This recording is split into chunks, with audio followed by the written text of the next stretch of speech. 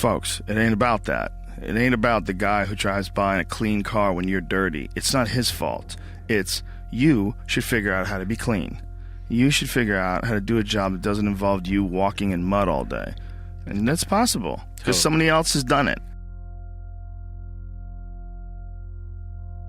I don't buy the idea that, you know, the society the way it is right now, it has to be this way. Someone's always going to have to work at Burger King. Someone's always going to have to... I don't buy that.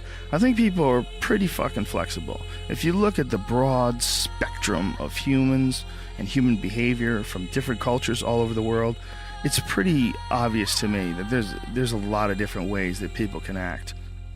We don't have to have fast food workers. We don't have to have people who work shit jobs. We don't have to. We just need to figure out how to restructure society so everybody somehow or another plays a part, has something to contribute, has something to share.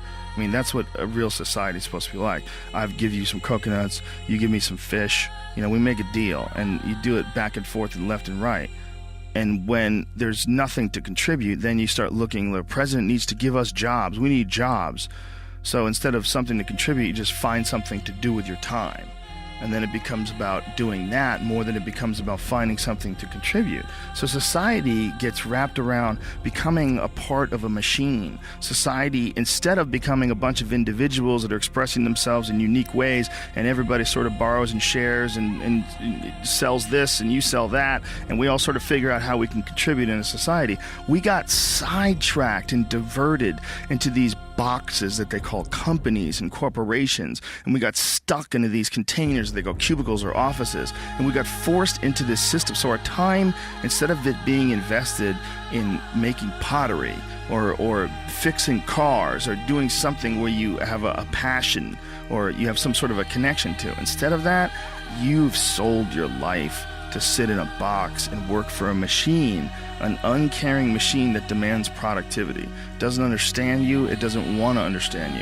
It has a bunch of very strict things in order to keep the humor at a minimum in the office, just in case one of you fuckheads says some stupid sex jokes that gets them sued and they have to give somebody $1 million.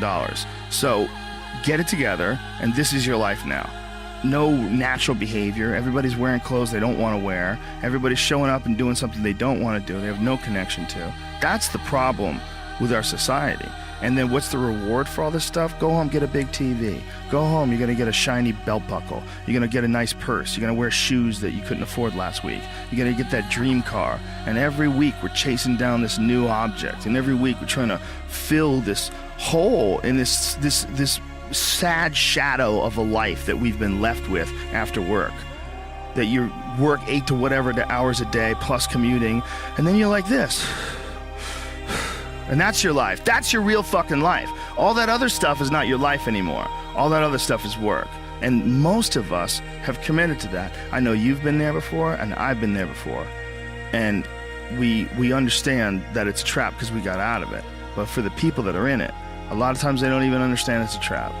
They just think it's a good job. They think they got dental. I'm doing really good. I got my own parking spot. It's got my name on it. And you're just a piece of a heartless, shitty machine that makes money.